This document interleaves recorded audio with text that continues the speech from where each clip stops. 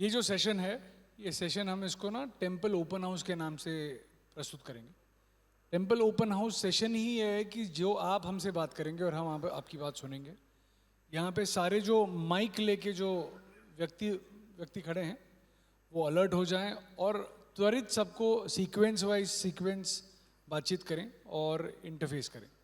तो सबसे पहले अक्षय जी को तो आप पहचानते ही हैं कि आज इन्होंने सवेरे सवेरे हमें एक अलग प्रकार का डोज दे दिया है। अभी मैं लाइन वाइज रो वाइज ये सवाल पूछूंगा और अक्षय भाई लार्जली विषय ये है कि जब आप सारे मंदिरों की बात आती है तो हर एक जन को कुछ कहना होता है, ठीक है ना। तो इस सम्मेलन के बारे में या इस आयोजन के बारे में और उसी के साथ में आप कौन से मंदिर से आए हो और आपका मंदिर क्या चीज़ें किस प्रकार से वहाँ पे आयोजित करता है और कौन सी वो चीज़ें हैं जो आपको इन सभी लोगों के साथ शेयर करनी है। ये अगला 15-20 मिनट का सेशन जो है वो आपकी हमारी बातचीत है। मैं सबसे पहले रिक्वेस्ट करूँगा श्री राजेश जी से, क्योंकि तभी थोड़ी देर पहले एक पॉइंट हमारा रह गया था राजेश साहब, तो आप वहीं से आपके स्तर से आपके एक ओवरव्यू से आप बताइए कि किस प्रकार का ये जो हम यहाँ पे सम्मेलन कर रहे हैं और पिछले 1.5-2 दिन से हम लोग इस पे लगे हुए हैं, तो और क्या वैल्यू एड्स होनी चाहिए और किस प्रकार से हमें सारे इनपुट से आपसे समझना है। फिर मैं मोरे जी से भी पूछूंगा कि आपका पॉइंट ऑफ व्यू क्या है। तो ये आपको आपका ही हाथ ऊपर करना है, उसमें कोई रेंट नहीं लगता, तो आप उससे फिर आप हाथ ऊपर करिए और हम आपके सवाल जवाब करेंगे, चलेगा? सब लोग जगे हुए हैं? हर हर हर हर अच्छी बात है, अच्छी। You can ask the questions to any one of us and we can take it from there. Girish ji, during our panel discussion and meeting all the people, सबसे मिल चुका हूँ। कई मंदिर के ट्रस्टीज़ है या मेरे जैसे लीगल काउंसिल्स है जो आए हुए हैं, उनका एक ही मकसद है कि एएसआई और एंडोमेंट से कैसा एक जंगल से कैसा निकल सके, जंगल से। क्योंकि ASI he looks after the monuments.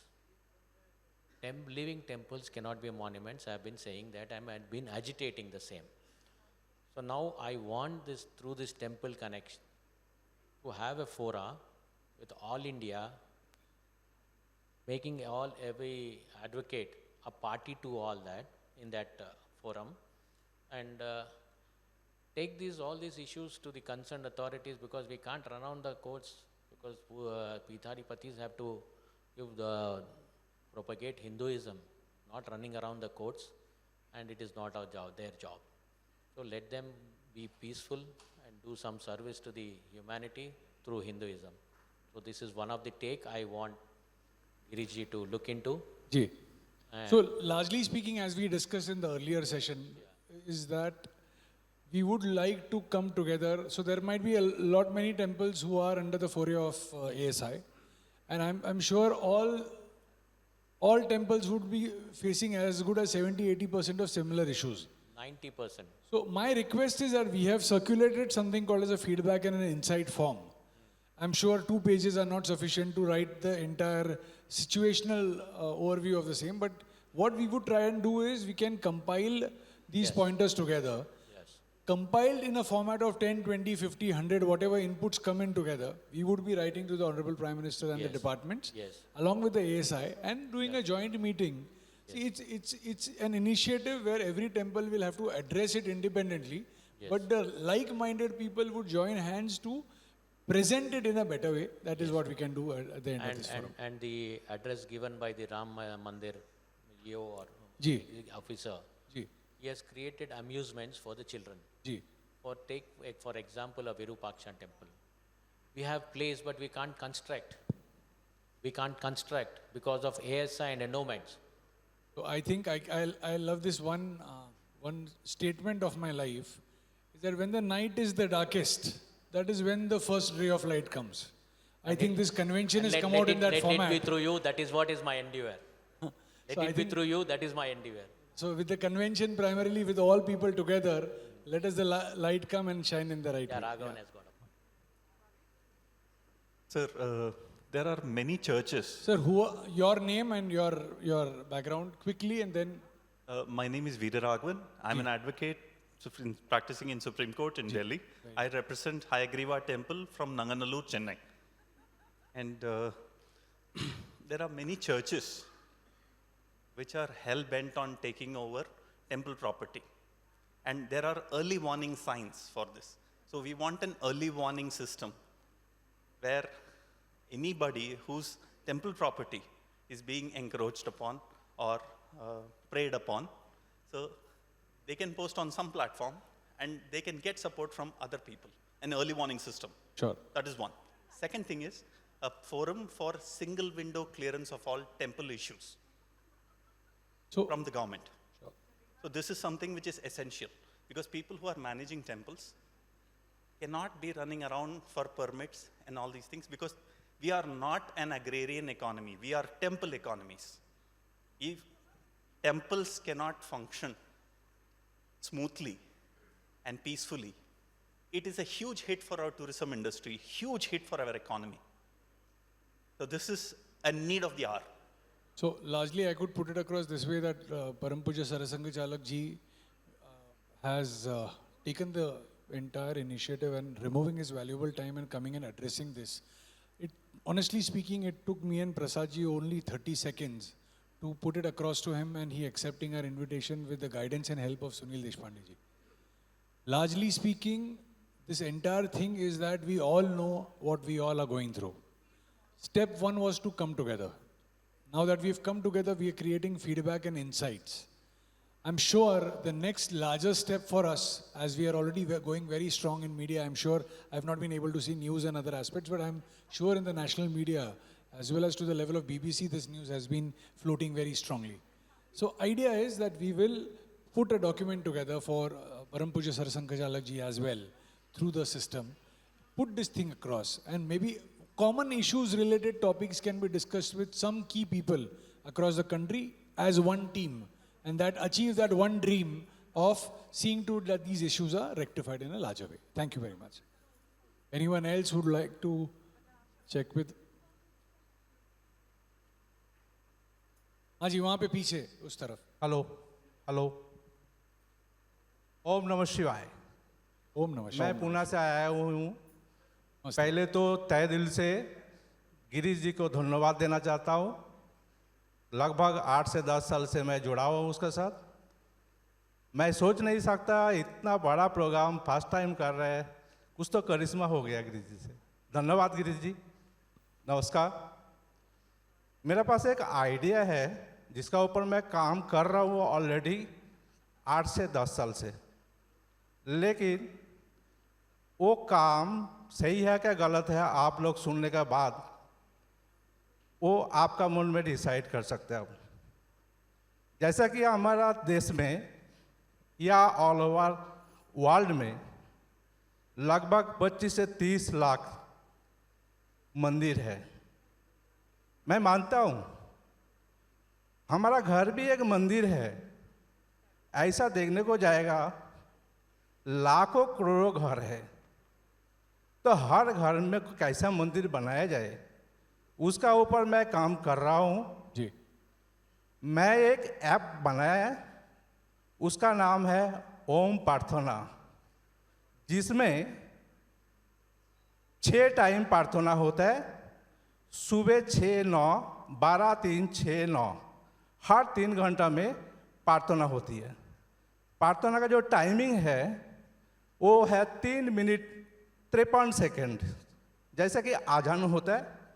मैं चाहता हूँ अगर आपका मोबाइल पे ओम प्रार्थना ऐप अगर डाउनलोड करें और उसमें हर 3 घंटे के अंदर ओम, गायत्री मंत्र और शांति मंत्र, ये 3 मिनट 53 सेकंड ऑटोमेटिक बाजते रहेगा, ऑटोमेटिक बंद हो जाएगा। और साथ साथ हर घंटा में आपका घड़ी का अलार्म जैसा, अभी समझो 6 बजे ओम प्रार्थना हो गया, 7 बजे 7 घंटा बाजेगा और वो बंद हो जाएगा। मैं दास दादा को दादा आई गॉट योर पॉइंट। मैं आपको अपडेट करता हूँ। दास दादा को बहुत समय से पहचानता हूँ। दास दादा एक इनोवेटर हैं, एक अलग लेवल का काम करते हैं और वो किसी के लिए रुकते नहीं है। उन्होंने बुक्स लिखी है। दादा मैंने अभी एक किताब लिखा हूँ। दादा एक सेकेंड, वो किताब का थॉट्स है 2,24,978, बोलो तो 2,24,978 थॉट्स अभी किताब में ऑलरेडी मैंने लिख चुका हूँ। 1990 से मैं किताब लिख रहा हूँ। मेरा तब ये नहीं इच्छा था, लेकिन बाद में क्या हुई है, ये देश के लिए मैंने वो किताब अभी छाप चुका हूँ। वो किताब बेच के जो पैसा आ रहा है, मैंने एक शिव जी का मंदिर बनाया है कोलकाता में। वो मंदिर ऑलरेडी बन चुका है और ऐसा आगे और मंदिर बनाने को इच्छा है। मैं फ्री किसी से पैसा लेने के लिए तैयार नहीं है। वो किताब बेच के मैं पैसा ले रहा हूं। धन्यवाद। दादा गिरीश जी यही बात बताने वाले थे। थैंक यू बोलने के लिए दिया, धन्यवाद। हाँ जी, धन्यवाद दादा। हेलो। महाराजा अग्रसेन की जय, अग्रवा धाम की जय। मैं CR गोयल,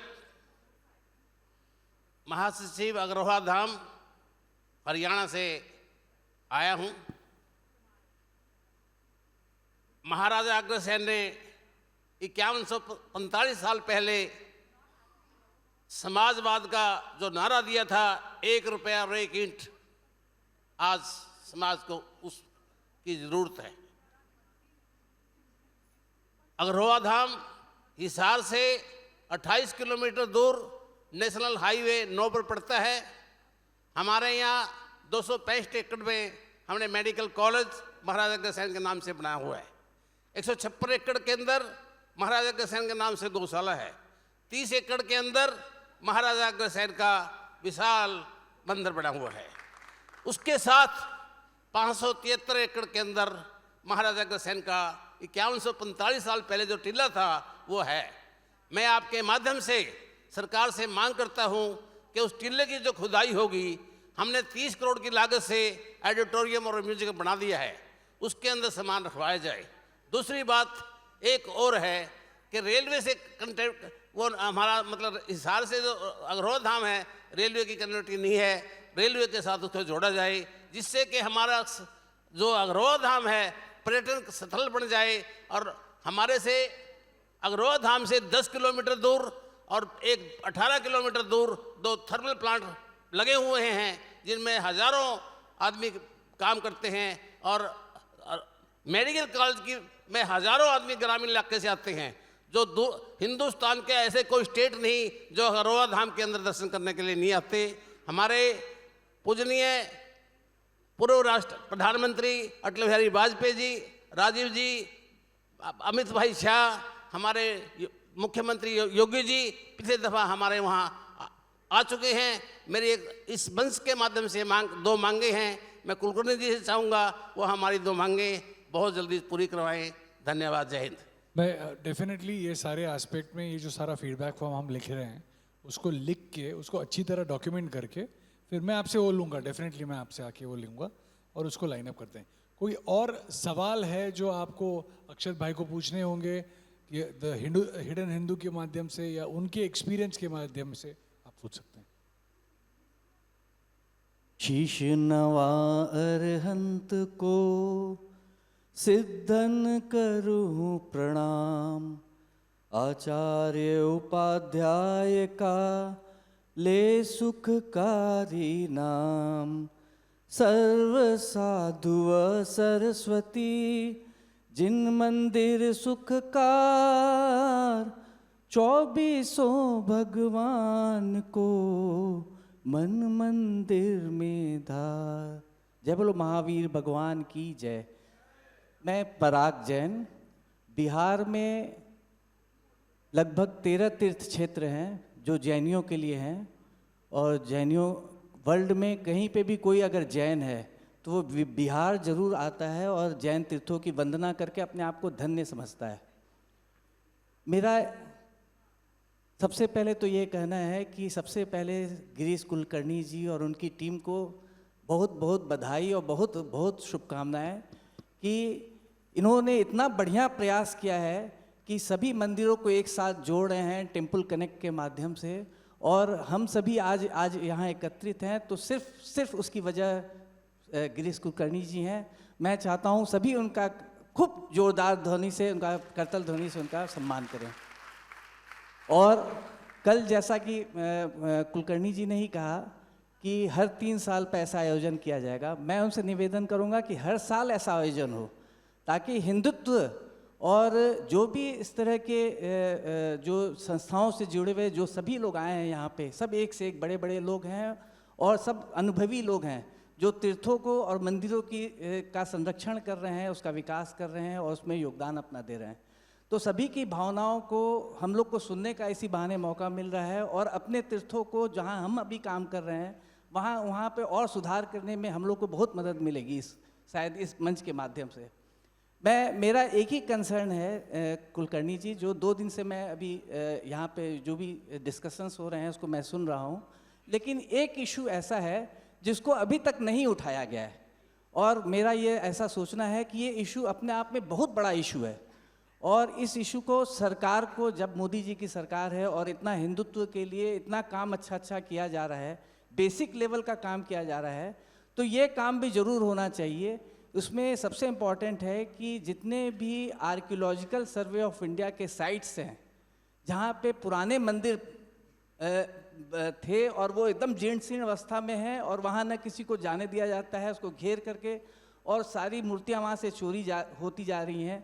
मैं एग्जाम्पल देता हूँ, जैसे बिहार के सारे तीर्थ मैं उसका मंत्री हूँ, मैं देखता हूँ, मेरी देख रेख में सारे तीर्थ चल रहे हैं वहाँ पे, लेकिन ऐसे बहुत से साइट्स हैं बिहार में। राजगीर का पर्वत, उसके ऊपर आज चंद्रगुप्त मौर्य काल के समय का मंदिर बना हुआ है, उसकी सारी मूर्तियाँ चोरी हो गई। आर्कियोलॉजिकल सर्वे ना हम लोग को कुछ करने देता है, ना अपने कुछ करता है, और खुले में पड़ी हुई मूर्तियाँ हैं, सब चोरी हो रही हैं, सब टूट फूट रहे हैं, लेकिन उस पर सरकार का अभी तक ध्यान क्यों नहीं गया।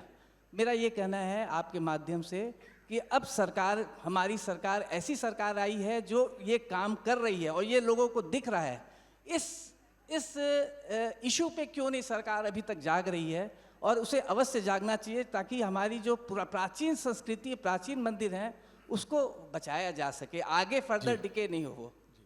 धन्यवाद। अपेरेंटली जो हमने थोड़ी देर पहले ASI की बात की, वही सिलसिले में विषय ये है कि हम सारे जो ASI रिलेटेड क्वेरीज हैं अलग अलग मंदिरों के, उसकी एक मास्टर शीट बनाएंगे, एक मास्टर कम्युनिकेशन बनाएंगे, और फिर वो डिपार्टमेंट से और उनके रेफरेंस के जो मिनिस्ट्रीज़ हैं और वो परम पूज्य सरसंघ चालक जी के माध्यम से हम लोगों तक पहुंचने का एक प्रयास करेंगे।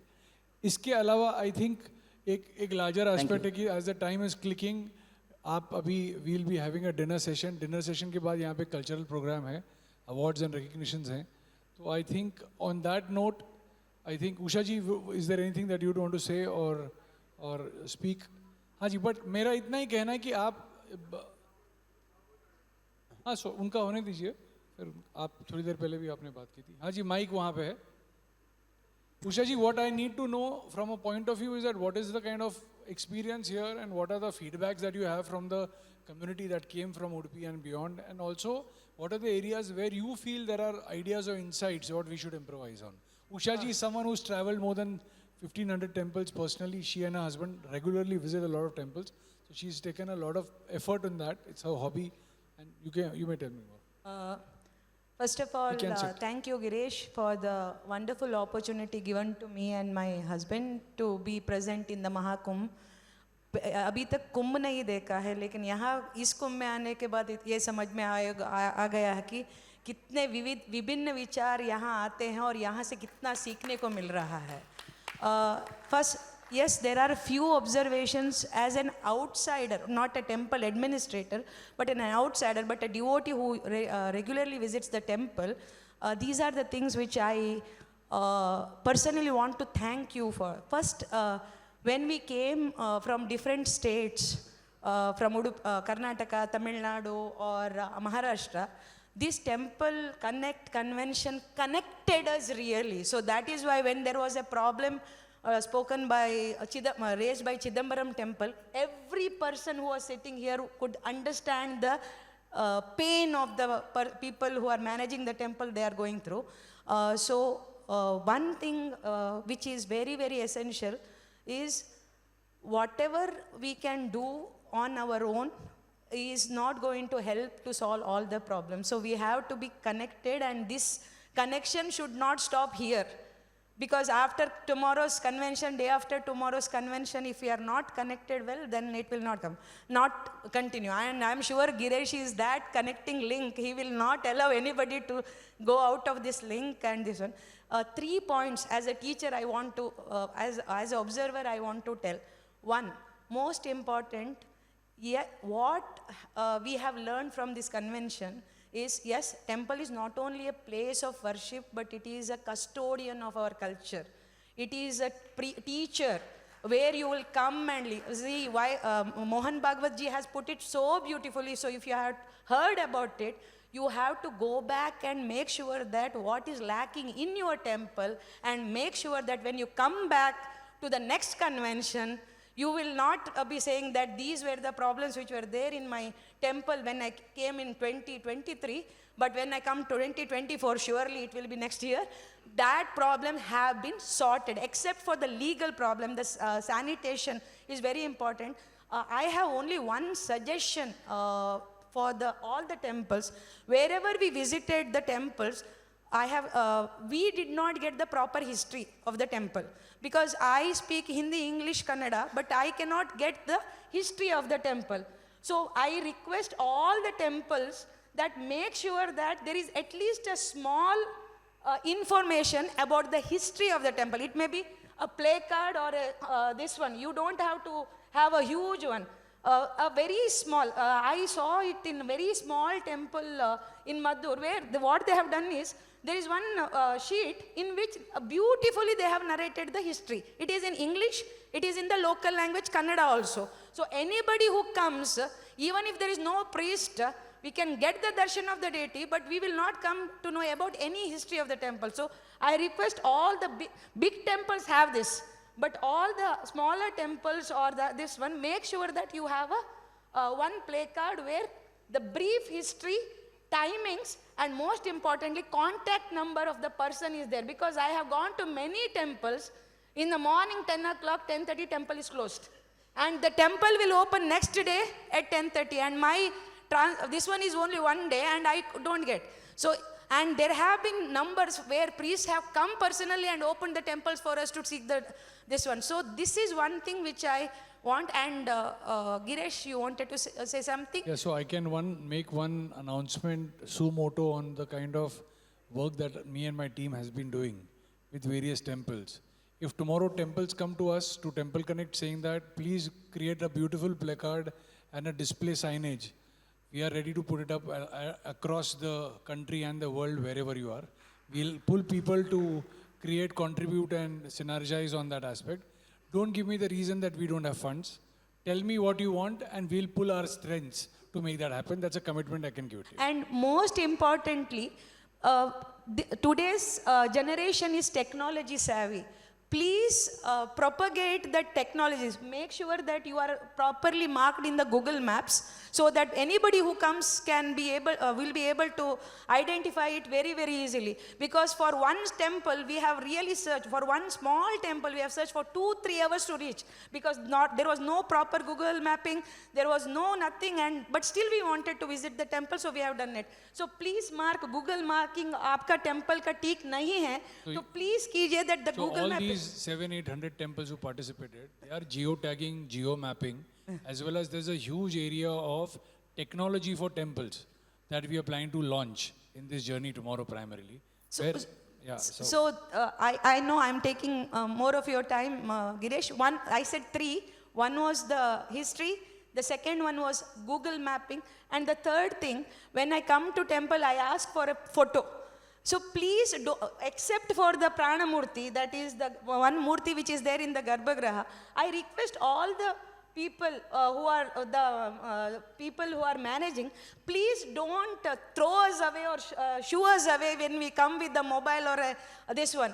We are here I'm not a media influencer or social media. Why I take? Because when I write about it, many people will come to know about it and it will propagate. Because I come from a very, what you can say, structured family when we know that taking the photo of the main deity is not allowed. Yes, agamas don't allow. But taking from outside and all. Because many a time we have felt that some of the priests have been not very pleasant with us whenever we get, ye aa gaye, Facebook wale aa gaye, ye aa gaye, No, no, but Instagram I'll wale aa tell you one gaye. thing for sure. 1 second. Yes, Not everyone, all 5 fingers are not same. yes, yes. What is also the issue with people is primarily if you let one person, not all 5 people are like you and me.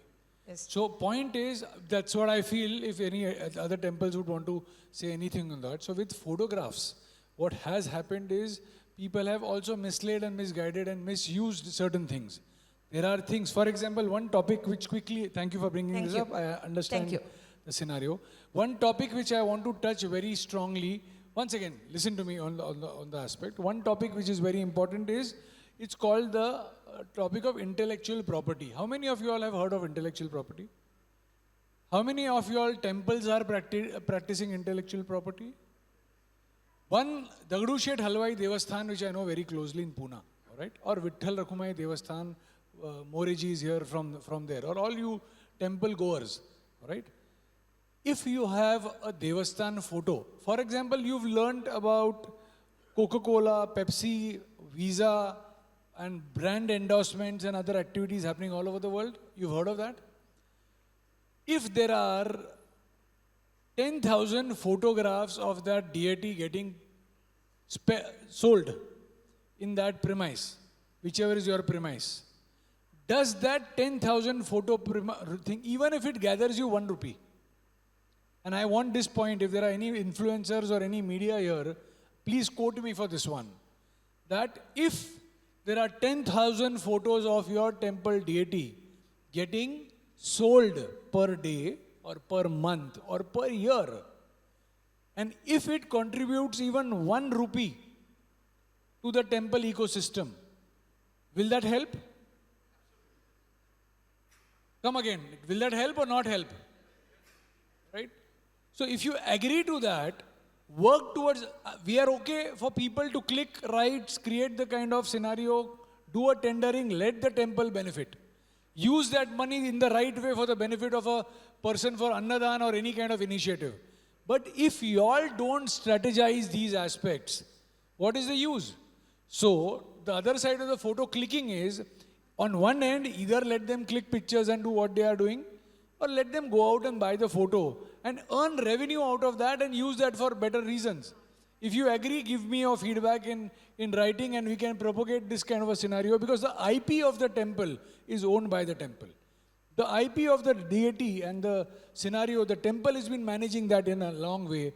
It needs to go back to the temple. And that is what we are ignoring.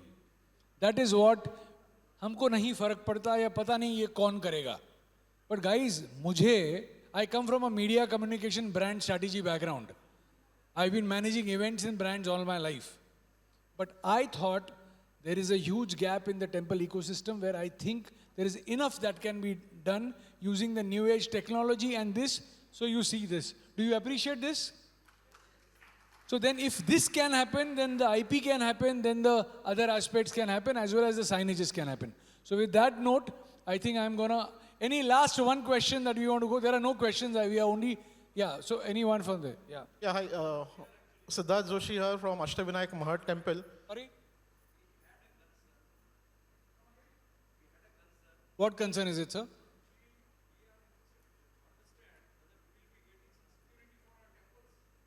The security from which perspective, what are you saying? It's on, sir, it's already on. सी मेरा ये concern है कि अभी काफ़ी मतलब terrorist activities आप वगैरह कौन से मंदिर से हैं? वी रिप्रेजेंट धराई बालमुकुंद जी हवेली टेम्पल इन गुजरात. तो कंसर्न ये है कि काफ़ी सारी ऐसी टेररिस्ट एक्टिविटीज़ वगैरह चल रही है, कुछ थ्रेट्स है, तो हमको अगर टेम्पल सिक्योरिटीज़ के लिए कुछ सजेशन यहाँ से मिले और कुछ सपोर्ट मिले तो ठीक रहेगा. So largely speaking, I mean, whatever threats are, last time we were interfacing with the certain higher ups and certain higher segments in reference to safety, security and surveillance. I'm sure the government is most eminent, and the Ministry of Home Affairs and our Honorable Home Minister is most concerned about this thing, and I'm sure if you are addressing these things to them, they are the ones to give you that guidance. So I think you can write to them and connect with them. Yeah. So yeah. Girish जी हाँ जी. एक छोटी सी बात बोलना चाहता हाँ जी, हूँ। हाँ, बोलिए. आपने इस काशी नगरी में इतना अच्छा एक्सपो का आयोजन किया, जी. लेकिन कैसा आयोजन है? भगवान शिव है तो शिव के एक मिनट सर, एक मिनट. उनका खत्म होके मैं आपको बोल रहा हूँ, उसको बोल के कुछ फायदा नहीं. No, because you're speaking loudly, he's not able to speak. I know your turn was. He was putting a concern. It's all in the family, sir. Sir आप 2 मिनट रुक जाइए, 2 मिनट रुक जाइए, आप बोल लीजिए आप. सर यहाँ पे ना, hear me out, sir. Sir again परत बोला, काही प्रॉब्लेम नाही. It's okay. आता बोलून घ्या. आता आम्ही सगळे आग्रह करतोय, आपण बोला. Sir, we are all here and we are all here together. There is no me So first and he we are first. under one shelter. we are like a family right now. Right, होता है. absolutely. वो छोटे हैं, उन्होंने पहले बोल दिया, अच्छा किया. आप बड़े हैं, अब आप बोलिए. No, no, my name is Siddharth. I'm from the Ashtavinayak Mahar Devasthan. And in fact, I was just waiting to ask Mr. Gupta his thought on one particular thing. It is not a suggestion, it is not whatever. But I just wanted to ask you, or just bounce off a thought, like how we have the UCC, can we have something like a UMC, like a Uniform Mandir Code? Just a thought which I'd like to bounce off. Maybe we can discuss it later. That's it. Sir, eh? No, sir, I don't think that we should be having UMC. You know why? कल बहुत अच्छी बात एक निकली थी कि बाकी जो रिलीजन्स है ना, उनके पास एक एक बुक है. तो कोई हमसे बोलता है तुम्हारी तो एक बुक नहीं है, तो हम बोलते हैं कि हमारी पूरी लाइब्रेरी है. तुम एक बुक में खुश रहो, हमारी लाइब्रेरी है. सो हम लोगों की जो पद्धति है, दी procedural ways that we pray is very, very different in every, I'm sure you know that, every 100 kilometers things, language changes, the way that we pray to gods changes, the gods and deities changes, So that Uniform Mandir Trust, what was that? UMS Committee, UMC. Mandir Code, yeah. I don't think that that is the right idea because, everybody prays in a different way. We are not in the, sorry, please. No, I'm not saying from the way we pray. It is just the administration. Like how this gentleman said, like Ayodhya can build a amusement park, but Chidambaram cannot because it is under ASI control. So something like that. So if we have something uniform for all the temples, from the administrative perspective, not from the prayer perspective. Sir, also the sizes are very different, the locations. So it the was just a placements. thought, I thought Yeah, I yeah. would just bounce it off. No, this is a very good and pious thought, but there are more challenges with it in terms of executing what we are wanting to do. The placement of these temples are very, very uniquely different from each other. Not all these temples have as big space as Ayodhya Ram Mandir has been provided recently. So maybe this could happen, but it is going to take a very, very long time. And these challenges will always stand, Not all these temples can have the same kind of code. Just an extension to what you spoke, sir, is also that there is something where we are talking about SOP, primarily a standard operating procedure, as well as a prerequisite document. Now, there are two aspects in this scenario. One is there are some temples which has got huge land banks. Temples which have got huge land banks can definitely consider a lot of developmental areas and activities. If you look at the Siddhivinayak temple, Mumbai, at Prabhadevi, we remember the case study where it was directly on the roads, and then in 2005-2006, Prasad Larji was the trustee of Siddhivinayak temple, and he's the one, then that committee then created that wall around it because it was too much on the road. So limitation was that because it is Bombay and Bombay has got a huge prices of lands are a different ball game.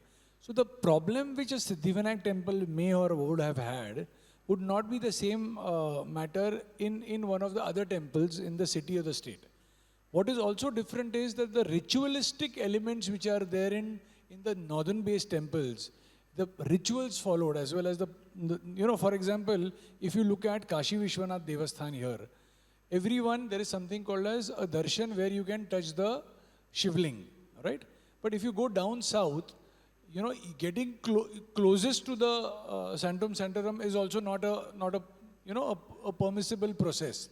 So we cannot create a uniform code in that aspect of that aspect. But primarily when it comes to convenience, keeping in mind the pilgrim and the devotee coming to the temples, what are the set standards that can be created, owing to which safety, security, surveillance, you know, the sanitization, cleanliness, hygiene, you know, even toilets for that matter, for families and ladies members, there is a gap of a place where this needs to be established, and so on and so forth.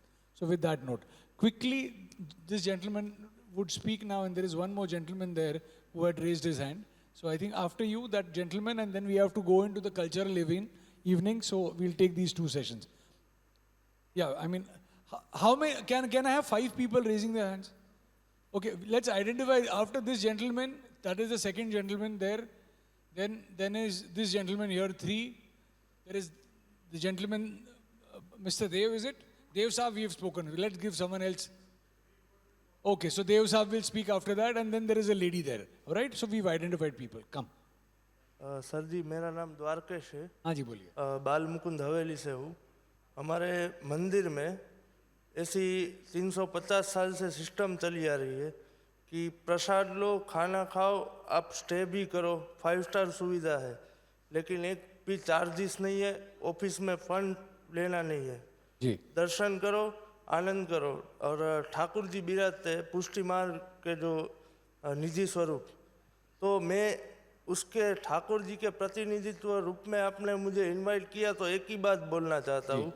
भगवान शिव है तो शिव के घर में जो माता पार्वती जी है, गणेशा जी है, कार्तिकी जी है, सभी के जो वाहन है ना वो अलग अलग है. शिव के गले में नाग है, तो गणपति जी का वाहन चूहा है. तो नाग और चूहा दोनों अलग अलग है, दोनों साथ में नहीं रह सकते. लेकिन आज वसुदेव कुटुंबकम आपने एक स्टेज पे जो साथ में महादेव जी की नगरी में और महादेव जी के घर में जो एकता है वो आज आपने साबित कर दी. इसलिए एक ताली गिरीश जी के लिए बनती है. और ऑलवेज हमारा टेम्पल आपके साथ है, कोई भी काम हो ऑलवेज आप हमें कह सकते हैं. और दूसरा कि जब भी एक्सपो करो स्पॉन्सर हमें आप गुजरात आ जाना. Thank you. धन्यवाद. अर्हन्तो भगवन्त इन्द्रमहिता सिद्धास्त सिद्धीश्वरा आचार्या जिन शासनोन्नतिकरा पूज्या उपाध्यायिका श्री सिद्धांत सुपाठिका मुनिवरा रत्नत्रयाराधका पंचेते परमेष्ठिनः प्रतिदिनं कुर्वन्तु ते मंगलम कुर्वन्तु मे मंगलम. यो परमेष्ठी भगवान की जय. बनारस, काशी हमारे 24 तीर्थंकरों में से सर्वप्रथम मैं प्रशांत कुमार जैन, और बनारस में हमारे 24 तीर्थंकरों में से दो तीर्थंकरों की जन्मभूमि संभालने का मुझे मौका मिला हुआ है. उसमें से एक जन्मभूमि 80 घाट में के मध्य भदैनी घाट पे स्थित है, जो प्रभुदास जैन घाट के नाम से मशहूर भी है. वहाँ पे हमारे सप्तम तीर्थंकर सुपार्श्वनाथ की भगवान की जन्मभूमि है, गर्भ जन्मभूमि. मेरा सवाल ये है कि आज से करीब 50 साल पहले जो भीषण बाढ़ आई थी, उस समय हमारे मंदिर का कुछ पोर्शन गंगा जी में समाहित हो गया था. आगे का जहाँ भगवान का हमारे गर्भगृह था, वो मेन पोर्शन हमारा गंगा जी में समाहित हो गया था. और आज भी हमारा जो चरण है भगवान का, वो गंगा घाट के किनारे पे नीचे में ही अवस्थित है. हमारे लाखों यात्री प्रतिवर्ष आते हैं और उनको बहुत बड़ी असुविधा होती है कि भगवान का जो चरण है वो गंगा के नीचे घाट के पास स्थित है. वो कैसे हम लोग, पहले तो सरकार का ये था कि गंगा किनारे हम लोग कुछ कंस्ट्रक्शन नहीं कर सकते हैं, परंतु जो हमारे जैन धर्मावलंबी वहाँ पे आते हैं, श्रद्धालु आते हैं, उन लोगों को बहुत ही कष्ट होता है कि नीचे जाके, और कैसे अभी जैसे बाढ़ का पानी बढ़ा हुआ है, तो वहाँ चरण जो है गंगा जी में के आसपास आ गए हैं। तो वो उसको कैसे मैं एक आपके मंच के माध्यम से हम कैसे उसको ठीक करा सकते हैं, हमको उसमें आपका सुझाव, आपका सहयोग आप लोग का चाहिए। सर, जिस प्रकार से आपको थोड़ी देर पहले जो ASI रिलेटेड या डेवलपमेंट रिलेटेड टॉपिक्स हैं उसके ऊपर जो आपके फीडबैक्स या इनपुट्स हैं वो आप शेयर करिए।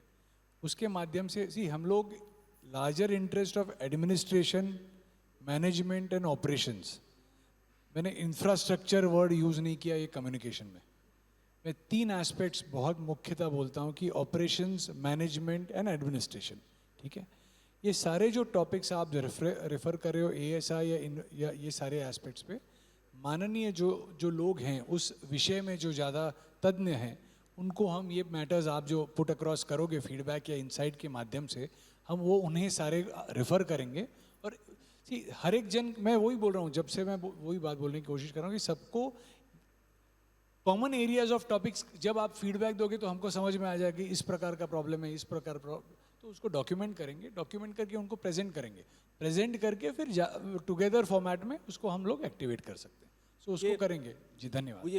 मुझे एक चीज़ कि ये बहुत आश्रमों को लगी थी कि जब काशी विश्वधाम धाम बना जी, वो गंगा किनारे तक कंस्ट्रक्शन हुए वो, तो हम लोग को एक आस जगी कि हो सकता है कि हम लोग भी Sir, I'm हम लोग sure- को भी मौका मिले, I'm हम sure लोग भी अपने गर्भगृह को पंतप्रधान जी भगवान की के ये- उचित स्थान पर विराजमान कर सके। सर, आई एम श्योर ये पंत प्रधान जी की कॉन्स्टिट्यूएंसी है।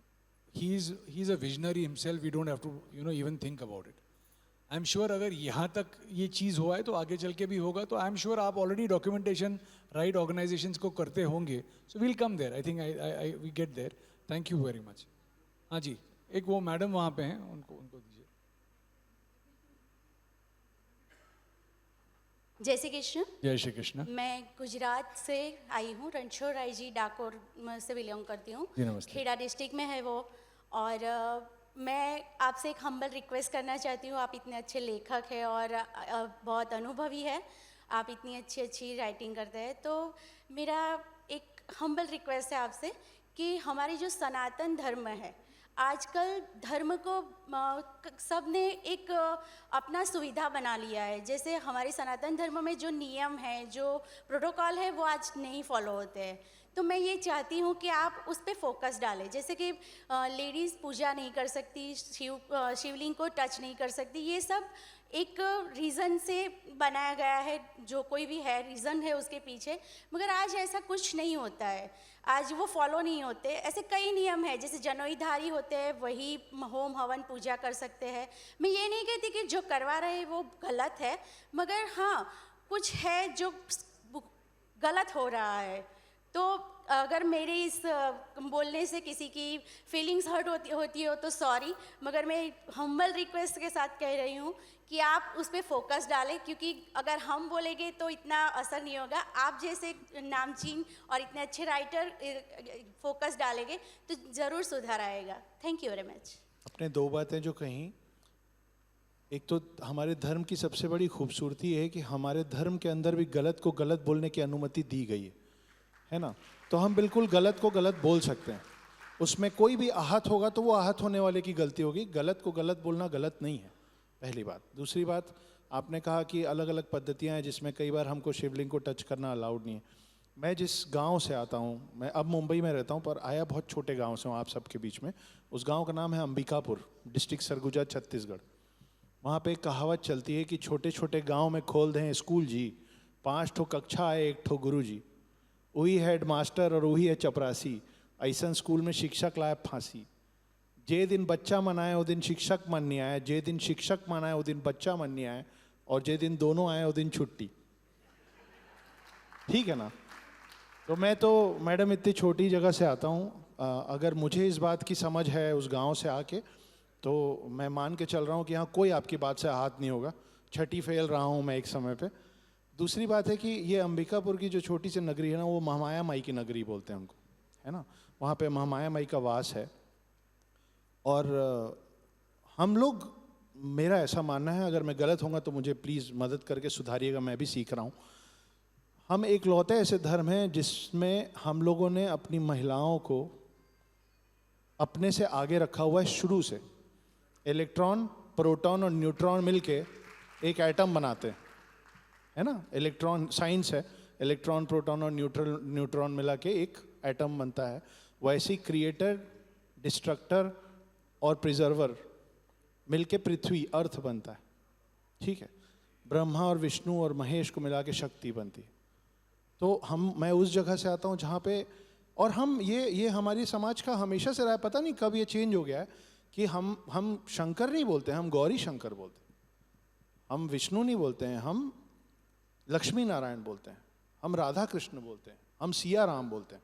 तो अभी इस पूरे सम्मेलन में जो सबसे छोटा उम्र में सबसे छोटा जो पार्टिसिपेंट है वो 2 साल का बच्चा है, वो मेरे छोटे भाई का बेटा है, 2 साल का। अभी वो सो गया है, अगर वो जगह होता तो उससे अगर आप पूछते ना कि बेटा आप अपना पूरा नाम बताइए, तो बोलते हैं कि मेरा नाम अनंता पुत्र अगस्त्या गुप्ता है। तो वो सब जो बदलाव है ना, वो हमारे ही घर से शुरू होगा। तो हम कर रहे हैं, रात भर में सब कुछ बिगड़ा नहीं है, तो रात भर में सब कुछ सुधरेगा भी नहीं। ना गांधी जी से सारे प्यार करते हैं और ना हिटलर से सारे नफरत करते हैं। तो आप सबको खुश नहीं कर सकते, जो आपकी खुशी हो उसके हिसाब से आप करते चलिए, आपके साथ लोग जुड़ते चलेंगे। धन्यवाद। Thank you so much. On this, I think we'll end this fire chat session. दोस्तों, we have an amazing lineup of cultural program lined up. तो मैं आप सबसे रिक्वेस्ट करूंगी कि प्लीज एक आधे घंटे का टी ब्रेक ले लीजिए and then join us back. And for now I would like to, dinner break है, टी ब्रेक है? Tea break, tea break, tea break है। डिनर ब्रेक थोड़ी देर बाद होगा, कल्चरल प्रोग्राम के बाद डिनर ब्रेक होगा। So for now I would like to thank Girish Kulkarni ji and Akshat ji. अच्छा, with that on high demand और एक बार इनसे कहवाएं, एक बार, एक, हाँ जी, तालियां तो सुनाई नहीं दी यार। बहुत बहुत धन्यवाद जी। हाँ, तो पहली चीज़ तो ये है कि आज हमको जो दोपहर में ज्ञान दिया गया था कि तुम पहले तिलक लगाना शुरू करो, तो साहब हम तिलक लगा के आए। तो पहले तो हमने ये चीज़, और हम दोनों भाइयों ने हमने तिलक लगा लिया है और इस प्रैक्टिस को कंटिन्यू किया जाएगा। दूसरी बात है, मुझे तीसरी बार उसी कविता पे बर्दाश्त करने के लिए आप सब लोगों का साधुवाद। लाइनें कुछ ऐसी हैं, और ये इंटरनेट पे भी आपको मिल जाएगा, लिखी हुई मेरी है, लेकिन मैंने लिखा अपने लिए नहीं है, वो लिखा हुआ मेरे हाथ का है, पर ये हम सब का है। तो ये आप सुनते समय अपना माने, और मैं समझ रहा हूँ कि सभी लोग थक भी गए हैं, तो सारे थके हुए गणमान्य अतिथियों के लिए ये आखिरी चीज़ आज की, उसके बाद हम लोग एंजॉय करेंगे।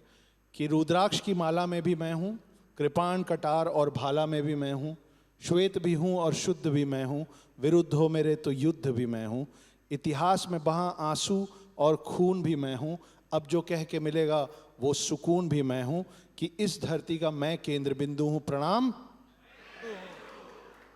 चिता की अग्नि, गंगा का पानी, कब्र की मिट्टी और लोबान भी मैं हूँ, पीर फकीर अली वली सियावर राम का हनुमान भी मैं हूँ, भोला हूँ सरल भी, तुम्हारा मित्र भी मैं हूँ, घोल भी दूँ तुमको और घुल भी जाऊँ तुम में, कुछ ऐसा चरित्र भी मैं हूँ, इस धरती का मैं केंद्र बिंदु हूँ, प्रणाम। मैं हिंदू हूँ। प्रणाम का भाव भी मैं हूँ, आक्रमण का घाव भी मैं हूँ, सहनशील स्थिर और शांत भी मैं हूँ, देवभूमि भारत का हर प्रांत भी मैं हूँ, शक्ति भक्ति और ना थकती क्रांति भी मैं हूँ, तूफान हूँ और तूफान से पहले की शांति भी मैं हूँ, इस धरती का मैं केंद्र बिंदु हूँ, प्रणाम। मैं हिंदू हूँ। एक चीज़ जो कुछ लोगों ने मुझसे पूछी थी, मैंने दिन में वो हनुमान जी वाली कहानी सुनाई थी, तो अंबिकापुर के पास लमगांव नाम की जगह है जी। तो अंबिकापुर के पास में ये एक वाकया हुआ था कई साल पहले, जो मैंने अभी इंटरनेट पे बोला था, तो लोग पूछ रहे हैं लगातार, और आज सुनाया था तो आज भी पूछा है मुझसे, मुझे उस गांव का नाम याद नहीं था। छत्तीसगढ़ में डिस्ट्रिक्ट सरगुजा अंबिकापुर के पास लमगांव नाम का एक छोटा सा गांव है, जहां पेड़ के अंदर से हनुमान जी की मूर्ति निकली थी, और वो हर साल कुछ सालों में कुछ इंच बढ़ती है। तो उस गांव का नाम लमगांव है साहब, मैं आपको बताना भूल गया था। बहुत बहुत धन्यवाद, साधुवाद, फिर मिलेंगे।